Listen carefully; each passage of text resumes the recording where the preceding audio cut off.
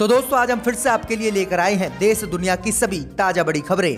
फटाफट एक एक कर विस्तार से आज आपको बताएंगे, तो वीडियो को अंत तक जरूर देखें। दोस्तों वीडियो बनाने में हमें काफी मेहनत लगी है, तो वीडियो को लाइक जरूर कर दें। जी दोस्तों, पहली खबर में आपको बताएंगे जो बिग ब्रेकिंग न्यूज सामने निकल कर आई दोस्तों कि पश्चिम बंगाल में ममता बनर्जी ने बीजेपी पर लगाया आरोप, कहा भाजपा कराना चाहती है बंगाल में मेरी हत्या और अमित शाह के इशारों पर काम कर रहा है चुनाव आयोग। जी दोस्तों, बड़ी अपडेट आ रही है। तो वहीं आपको बताएंगे दोस्तों कि किसानों ने मोदी अमित शाह को दिया तगड़ा झटका। किसानों ने दिल्ली नोएडा बॉर्डर को फिर से बंद करने का किया ऐलान, भाजपा की बढ़ गई है मुश्किलें। तो वहीं आपको बताएंगे दोस्तों कि बंगाल में चुनाव से पहले भाजपा को कांग्रेस ने दिया झटका, टीएमसी की सरकार बनाने में मदद करेगी बंगाल में कांग्रेस, पार्टी के सांसद ने कर दिया है दावा। तो वहीं आपको बताएंगे दोस्तों कि असुद्दीन ओवैसी ने एनपीआर और सीएए को लेकर भाजपा पर बोला हमला, कहा अगर सीएए और एनपीआर भाजपा ने किया लागू तो पूरे देश में फिर से आंदोलन को करूंगा शुरू।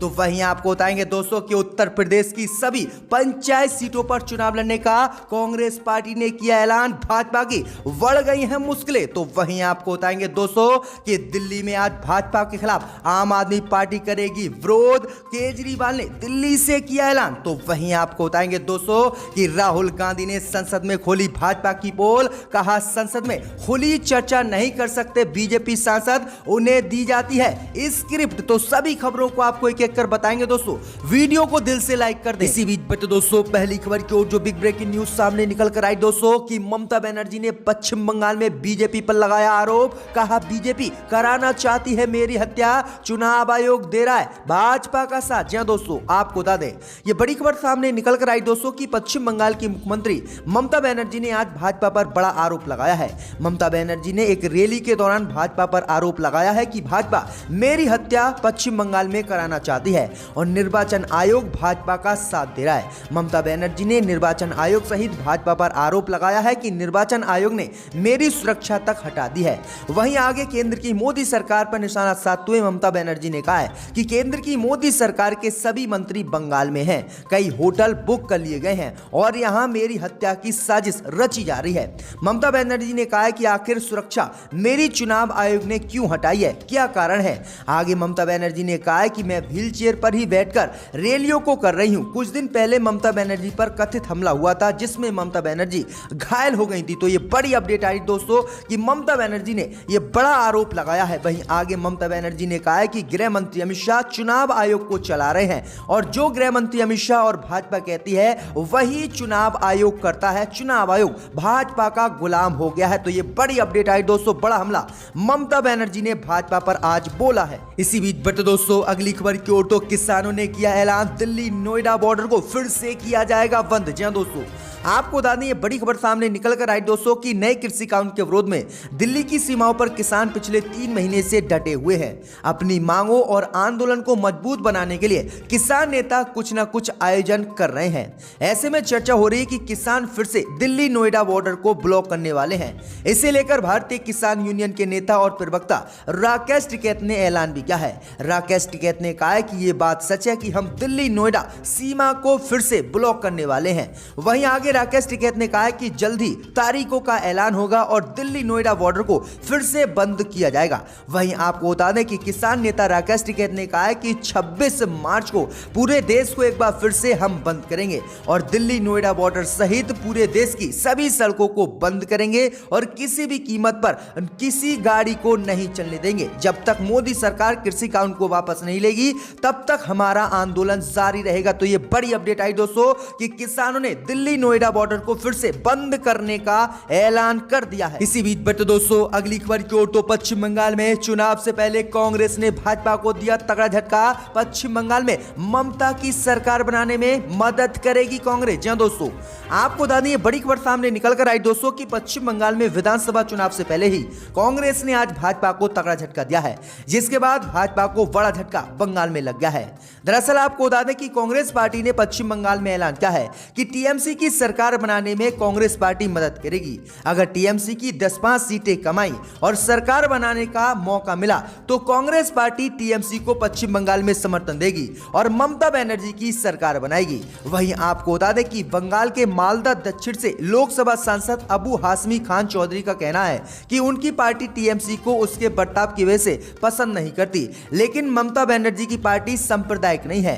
अगर हमें जरूरत पड़ी तो पश्चिम बंगाल में हम ममता बनर्जी को अपना समर्थन देंगे और ममता बनर्जी की सरकार बनाएंगे, लेकिन भाजपा को किसी भी कीमत पर सत्ता में नहीं आने देंगे। तो ये बड़ी अपडेट आई दोस्तों कि कांग्रेस पार्टी पश्चिम बंगाल में टीएमसी की सरकार बनाने में मदद करेगी। इसी बीच बटे दोस्तों अगली खबर की ओर तो एनपीआर और एनआरसी को लेकर भाजपा पर बरसे असदुद्दीन ओवैसी, कहा किसी भी कीमत पर नहीं लागू होने देंगे एनपीआर और एनआरसी। जी हां दोस्तों, आपको बता दें कि एनपीआर यानी नेशनल पॉपुलेशन रजिस्टर को लेकर एआईएमएम नेता असदुद्दीन ओवैसी ने एक बार फिर से केंद्र की मोदी सरकार पर आज निशाना साधा है। असदुद्दीन ओवैसी ने कहा कि प्रधानमंत्री नरेंद्र मोदी एक तरफ दावा करते हैं कि एनआरसी पर अभी बात नहीं हुई है, लेकिन अदालत में केंद्रीय गृह मंत्रालय कहता है यह बहुत जरूरी है। वहीं आपको बता दें कि हैदराबाद से सांसद असदुद्दीन ओवैसी ने सोमवार को ट्वीट कर केंद्र की मोदी सरकार पर एनआरसी और एनपीआर को लेकर बड़ा हमला बोला है।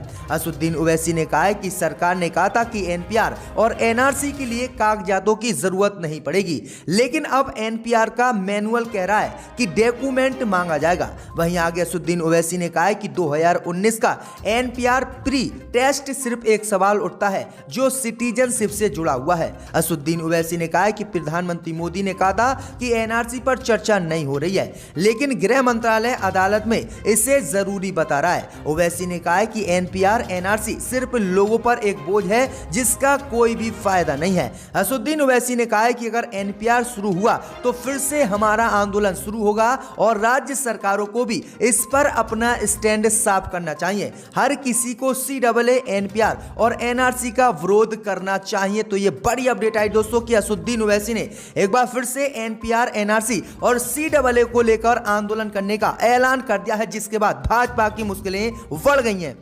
इसी बीच बटे दोस्तों अगली खबर की ओर तो दिल्ली में बीजेपी के खिलाफ आप करेगी विरोध प्रदर्शन, मोदी अमित शाह की बड़ी मुश्किलें। जी हां दोस्तों, आपको बता दें बड़ी खबर सामने निकल कर आई दोस्तों कि उपराज्यपाल संबंधित विधेयक को लेकर मोदी सरकार के खिलाफ आम आदमी पार्टी आज दिल्ली में विरोध प्रदर्शन करेगी, जिसका ऐलान केजरीवाल ने कर दिया है।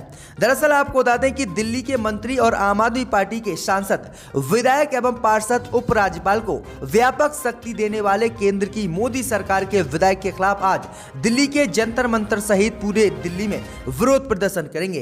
इस विरोध प्रदर्शन का नेतृत्व मुख्यमंत्री अरविंद केजरीवाल करेंगे, क्योंकि आपकी योजना केंद्र की मोदी सरकार के कदम के खिलाफ विरोध दर्ज कराना है। दरअसल आपको बता दें कि भाजपा एक विधेयक लोकसभा में लेकर आई है, जिसमें उपराज्यपाल अनिल बैजल को काफी शक्ति दी गई है और दिल्ली की केजरीवाल सरकार की शक्तियां कम कर दी गई हैं। जो भी फैसला केजरीवाल लेंगे वह एलजी यानी उपराज्यपाल से पूछ कर ही लेंगे। इसी का विरोध आम आदमी पार्टी ने किया है। आम आदमी पार्टी ने कहा है कि हमारी चुनी हुई सरकार है और हम जो करेंगे वो दिल्ली में होगा, लेकिन भाजपा बुरी तरह से दिल्ली में हार रही है, इसलिए भाजपा ने अपनी सरकार बनाने के लिए उपराज्यपाल की शक्तियों को बढ़ा दिया है और दिल्ली के मुख्यमंत्री की शक्ति को कम कर दिया है, जिसके बाद हम ऐसा नहीं होने देंगे और हम इस विधेयक का विरोध करेंगे। तो आज पूरे दिल्ली में आम आदमी पार्टी भाजपा के खिलाफ विरोध करेगी। इसी बीच बटे दोस्तों अगली खबर की ओर तो जेजेपी विधायक ने की मोदी से अपील, किसान आंदोलन चला लंबा तो गिर जाएगी हरियाणा में भाजपा सरकार। जी हां दोस्तों, आपको बता दें कि दिल्ली की सीमाओं पर लगभग 4 महीने से किसान संगठन सरकार के 3 नए कृषि कानून के खिलाफ डटे हुए हैं। ऐसे में इन किसानों को कई बड़ी हस्तियों समेत कई राजनीतिक पार्टियों का भी साथ मिल रहा है। वहीं आपको बता दें कि जन नायक पार्टी के विधायक राम कुमार गौतम ने सोमवार को प्रधानमंत्री मोदी से अनुरोध किया है कि वह प्रदर्शनकारी किसानों से बात करें। राम कुमार गौतम ने कहा कि कृषि कानून को रद्द करने की मांग का समर्थन करने के बावजूद उनके जैसे लोग गाँव में नहीं जा पा रहे हैं। गौतम ने कहा है कि मैं मोदी जी से अनुरोध करता हूं कि वार्ता के जरिए इस आंदोलन को जल्द से जल्द खत्म कराया जाए। इसका लंबा चलना खतरनाक होगा और बिहार के सहित हरियाणा में भाजपा की सरकार गिर सकती है, क्योंकि गांव में हमें घुसने नहीं दिया जा रहा है और जो विधायक भी गांव में हरियाणा में जा रहा है किसान उसका विरोध कर रहे हैं। इसलिए प्रधानमंत्री मोदी किसानों से बात करें और आंदोलन को तत्काल खत्म कराएं। तो ये बड़ी अपडेट आ रही, बड़ी मांग जेजेपी विधायक ने कर दी है। इसी बीच बढ़ते दोस्तों अगली खबर की ओर, तो कांग्रेस ने उत्तर प्रदेश में सभी सीटों पर पंचायत चुनाव लड़ने का किया ऐलान, भाजपा की बड़ी मुश्किलें। जी हां दोस्तों, आपको बता दें कि बीजेपी द्वारा पंचायत चुनाव में जिला पंचायत सदस्यों और ब्लॉक प्रमुखों के पदों पर अपने उम्मीदवार उतारे जाने की घोषणा के एक दिन बाद कांग्रेस पार्टी ने भी ऐलान किया है कि वह उत्तर प्रदेश के स्थानीय मुद्दों को लेकर वह पूरी मजबूती के साथ जिलों और सभी सीटों पर उत्तर प्रदेश में पंचायत चुनाव लड़ेगी। पंचायत चुनाव की तैयारी एवं रणनीति बनाने के उद्देश्य से मंगलवार को प्रदेश कांग्रेस मुख्यालय में प्रदेश कांग्रेस अध्यक्ष अजय कुमार लल्लू की अध्यक्षता में उत्तर प्रदेश कांग्रेस के विधायक, पूर्व सांसद, पूर्व विधायक सहित पंचायत राज विभाग के प्रमुख अधिकारी बैठक में शामिल हुए हैं। वहीं आपको बता दें कि हाल ही में अब उत्तर प्रदेश में पंचायत चुनाव होंगे और पंचायत चुनाव की सभी सीटों पर चुनाव लड़ने का कांग्रेस ने ऐलान कर दिया है। तो ये बड़ी अपडेट आई दोस्तों कि कांग्रेस पार्टी उत्तर प्रदेश की सभी पंचायत चुनाव सीटों पर चुनाव लड़ेगी। इसी बीच बढ़ते दोस्तों अगली खबर की ओर, तो राहुल गांधी ने संसद में खोली भाजपा की पोल, कहा भाजपा सांसदों को नहीं दी जाती है खुली चर्चा करने की इजाजत, पहले ही भाजपा दे देती है स्क्रिप्ट। जी हां दोस्तों, आपको बता दें कि कांग्रेस नेता राहुल गांधी ने बीजेपी और नरेंद्र मोदी सरकार पर आज फिर से हमला किया है। राहुल गांधी ने कहा है कि बीजेपी सांसद अपने मन से संसद में खुली चर्चा भी नहीं कर सकते। साथ ही राहुल गांधी ने दावा किया है कि भाजपा के सांसदों को पहले ही स्क्रिप्ट मिल जाती है, उन्हें क्या बोलना है। मंगलवार को अमेरिका के ब्राउन यूनिवर्सिटी के छात्रों को संबोधित करते हुए राहुल गांधी ने कहा है कि भाजपा के सांसद उन्हें बताते हैं कि वह अपने मन से सदन में बहस भी नहीं कर सकते। साथ ही उन्होंने ये भी बता दिया है कि उन्हें क्या बोलना है। इस दौरान उन्होंने कहा कि एक बार एक भाजपा सांसद ने प्रधानमंत्री मोदी के साथ मीटिंग के दौरान उनकी किन्हीं बातों से असहमत होकर सवाल खड़े कर दिए थे, जिसके बाद प्रधानमंत्री मोदी ने उसे बाहर निकाल दिया था। इसके अलावा राहुल गांधी ने कहा कि विपक्षी दलों को अपनी बात रखने का भी मौका नहीं मिलता है। राहुल गांधी ने कहा कि संसद में बोलने के दौरान मेरे माइक को बंद कर दिया जाता है और उसको प्रसारित नहीं किया जाता है। साथ ही राहुल गांधी ने कहा कि भारत की स्थिति लगातार खराब होती जा रही है और इसके लिए किसी के मोहरे की जरूरत नहीं है। राहुल इस दौरान राष्ट्रीय स्वयंसेवक की तुलना इजिप्ट के मुस्लिम ब्रंड संगठन से कर दी है और राहुल गांधी ने आरएसएस को खतरनाक बताया है। तो ये बड़ा हमला राहुल गांधी ने आज भाजपा पर बोला है। इसी बीच बढ़ते दोस्तों अगली खबर की ओर, तो अब 100 सरकारी कंपनियां बेचेगी मोदी सरकार, 5 लाख करोड़ कमाना चाहते हैं मोदी। जी दोस्तों, आपको बता दें कि नरेंद्र मोदी सरकार 70 बीमारी यूनिट समेत लगभग 100 सार्वजनिक उपक्रमों को बेचने के लिए रात दिन काम कर रही है। इस बिक्री से सरकार को 5 लाख करोड़ रुपए मिलने की उम्मीद है। सरकार ने वित्त वर्ष 2021-22 में 1.75 लाख करोड़ रुपए इकट्ठा करने का टारगेट रखा है। 5 राज्यों में विधानसभा चुनाव के बाद विनिवेश कार्यक्रम पूरे जोर शोर से चलेगा। इन 100 सरकारी कंपनियों को बेचने के लिए मोदी सरकार आक्रामक है और प्रधानमंत्री मोदी ने आयोग को अपनी योजना के तरीके से इन्हें बेचने का ऐलान भी कर दिया है, जिसके बाद मोदी सरकार देश की 100 सरकारी कंपनी बेचकर 5 लाख करोड़ कमाएगी। इसी बीच बढ़ते दोस्तों अगली खबर की ओर, तो पुडुचेरी में कांग्रेस ने जारी की 14 उम्मीदवारों की लिस्ट, पूर्व सीएम नारायण स्वामी का काटा टिकट। जी दोस्तों, आपको बता दें कि कांग्रेस ने पुडुचेरी विधानसभा चुनाव के लिए 14 उम्मीदवारों की सूची आज शाम जारी कर दी है। इसमें सबसे अहम खबर यह है कि कांग्रेस पार्टी ने मुख्यमंत्री नारायण स्वामी का टिकट काट दिया है। पूर्व सीएम वी नारायण स्वामी इस बार विधानसभा चुनाव नहीं लड़ेंगे। अपने खाते की बची एक सीट पर कांग्रेस के उम्मीदवार का ऐलान बाकी रह गया है। मीडिया रिपोर्ट के मुताबिक जनता और कांग्रेस की लोकल लीडरशिप की नाराजगी की वजह से कांग्रेस अकालमान ने पुडुचेरी के मुख्यमंत्री नारायण स्वामी का टिकट काटा है। तो ये बड़ी अपडेट आई दोस्तों कि मौजूदा मुख्यमंत्री का टिकट कांग्रेस पार्टी ने पुडुचेरी में काट दिया है।